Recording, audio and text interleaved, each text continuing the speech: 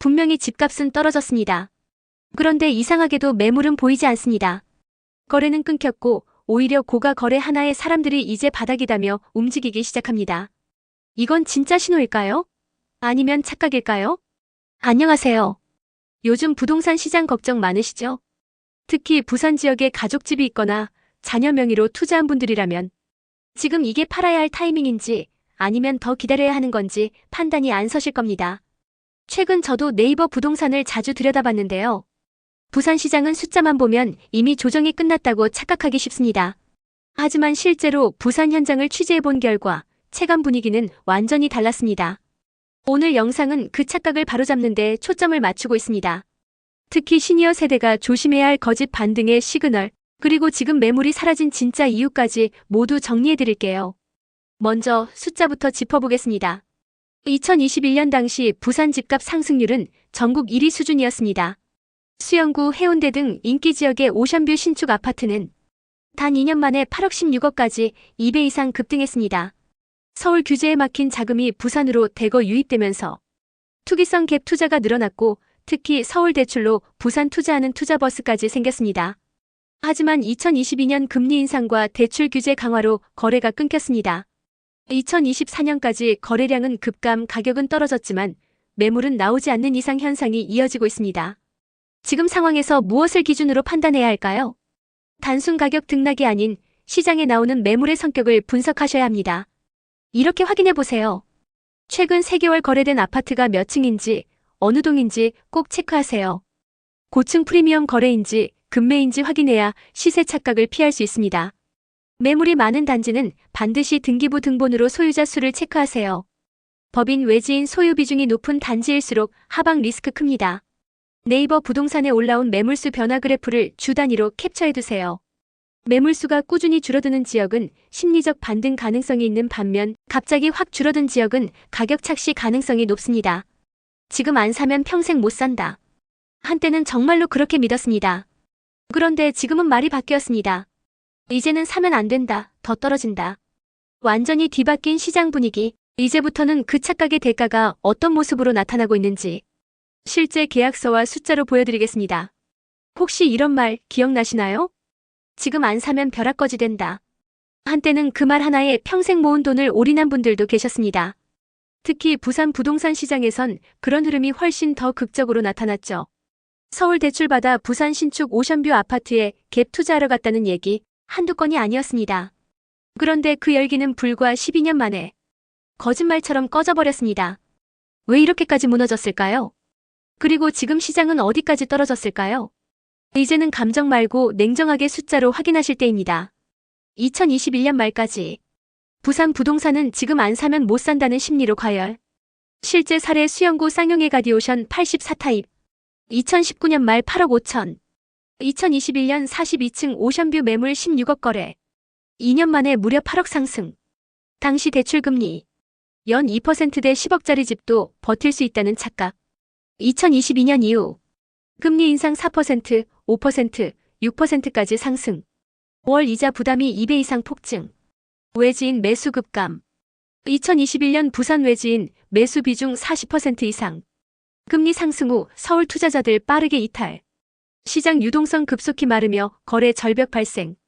지금 이 상황에서 가장 중요한 건 착각에서 깨어나는 기준을 갖는 것입니다. 가격표만 보지 마세요. 실제 거래된 계약서의 금액을 기준으로 판단해야 합니다. 이전 최고가 대비 하락률을 확인하세요. 조정인지 거품 붕괴인지 구분해야 손절 타이밍도 예측 가능합니다. 지금부터는 호가보다 실거래가 기준으로만 판단하세요. 이 정도면 많이 빠졌잖아. 그런데도 왜 거래는 안 될까요? 심지어 매물조차 보이지 않는 이 상황. 혹시 여러분도 지금 시장이 조용하다는 사실이 이상하게 느껴지셨다면 지금부터 드리는 이 이야기 반드시 끝까지 들어보셔야 합니다. 요즘 많은 분들이 묻습니다. 이렇게 많이 빠졌는데 왜 거래가 없죠? 왜 매물이 없어요? 그 의문에는 중요한 단서가 숨어 있습니다. 지금의 침묵은 회복의 전조가 아니라 버티기 그리고 정지 상태의 신호일 수 있습니다. 그 이유를 차근히 설명해 드리겠습니다. 이해하시면 시장을 잘못 판단할 위험도 줄어들고 불필요한 매수 실수를 피할 수 있습니다. 거래가 없는 이유는 매물 자체가 안 나옵니다. 인기 단지조차 매물 12건 또는 매물 없음 표시. 전용 84위 인기 평형도 예외 아님. 이유는 단순합니다. 팔고 싶어도 못 파는 사람들이 늘어나고 있습니다. 이를 우리는 매물 잠김 현상이라고 부릅니다. 지금부터는 이 매물 잠김 현상이 왜 발생하는지 4가지 요인을 구체적으로 짚어드릴게요. 심리적 거부. 이 가격엔 못 팔아. 2021년 16억에 산 집이 지금 9억 중반. 손해 확정이 두려워 버티기에 들어가는 심리. 사람은 이익보다 손실에 훨씬 예민합니다. 그래서 시장에 매물이 나오지 않습니다. 정책 기대금리 떨어지면 다시 오르지 않을까? 한국은행 기준금리 인하, 재건축 활성화, GTX 호재 등 뉴스 한 줄에 지금 팔면 후회할지도. 기대감이 결정을 미루게 만듭니다. 실수요자의 딜레마. 팔아도 갈 데가 없어. 팔면 대출 더 받아야 하고 이자는 부담되고 결국 그냥 이 집에서 버티자는 선택. 전세 끼고 버티기. 수익형의 마지막 전략. 전세로 채워두고 이자만 내며 존버. 하지만 전세가도 함께 하락해. 현금 흐름이 막히고 신용대출까지 동원되는 상황. 고가 거래 나왔다고요? 이제 반등 시작됐다고요? 잠깐만요. 그 숫자 정말 시장을 반영한 걸까요? 그 착시에 휘둘리면 또 고점에 물릴 수 있습니다. 지금부터 드리는 이야기가 그 잘못된 판단을 막아줄지도 모릅니다. 요즘 뉴스에 이런 문장이 많습니다. 10억 넘는 거래 포착. 분양권 프리미엄 형성. 부산 일부 지역 반등 조짐. 그런데 말입니다. 그 조짐이 정말 시장 전체를 반영하고 있을까요? 그 몇 건이 과연 실거래 흐름을 대표할 수 있을까요? 여기서 진짜 현실과 숫자의 착시를 구분할 수 있어야 부동산 시장을 객관적으로 바라볼 수 있습니다. 고가 거래 반등 신호 X. 이제 고가 거래 착시에 가려진 진실을 하나씩 짚어보겠습니다. 허위 거래 또는 계약 파기 사례. 등기 이전 단계에서 취소된 거래도 국토부 실거래가에 일정 기간 반영. 현장 중개사들은 그거 실제로는 깨졌어요라고 말합니다. 보이지 않는 취소선이 많습니다. 분양권 거래의 착시. 이해 분양가 9억 프리미엄 2천 실거래 9억 2천. 하지만 보도에는 9억대 고가 거래 성사라고만 나옵니다. 실제로는 프리미엄이 낮거나 마이너스인 경우도 많음. 초이소 고급 매물의 특수 사례. 펜트하우스, 초고층 조망권, 고급 옵션 등. 돈 많은 실수요자의 이 집은 꼭 내가 사고 싶다는 단독 의사로 매입. 수요의 본류가 아님 시장의 방향성과 무관. 결론. 일부 고가 거래는 시장 흐름이 아니라 시장 외곽의 반사광일 수 있음. 진짜 반등은 거래량 회복과 평균 실거래가 상승이 동시에 나타날 때 시작됩니다. 지금 여러분이 해야 할 건 고가 거래 몇 건에 흔들리지 않는 분석력을 갖추는 일입니다. 실거래가 조회 시 등기 완료 여부까지 확인하세요. 프리미엄 포함된 분양권인지 일반 매매인지 구분하세요. 특수조건 매물 펜트하우스, 로얄층 등은 별도 분류해서 보세요. 매물 추이와 평균 실거래가의 변화가 함께 움직일 때 그것이 진짜 회복의 첫 신호입니다. 아직도 반등 온 줄 아셨나요? 호가만 오르고 거래는 없는데 왜 시장은 살아난 것처럼 보일까요? 그 흐름의 이면을 읽지 못하면 잘못된 확신이 가장 큰 손해로 이어집니다. 오늘 이 마지막 파트에서는 우리가 흔히 놓치고 있는 시장 회복의 진짜 신호가 무엇인지, 그리고 실수요자와 투자자가 지금 어떤 기준을 가져야 할지를 차분하게 정리해드리겠습니다. 지금 시장을 정확히 보는 3가지 기준. 고가 거래 시장 반등. 일부 단지에서 고가 거래가 포착됐다고 해도 이는 일시적, 예외적 현상일 수 있습니다. 시장 회복의 기준은 전체 거래량 증가 평균 실거래가 반등. 이 2가지가 동시에 일어나야 합니다. 실수요자는 삶의 기준으로 판단해야 합니다. 이럴 때일수록 분위기에 휘둘리지 말고 내 자금 계획, 거주 조건, 미래 계획에 따라 천천히 결정하는 것이 중요합니다.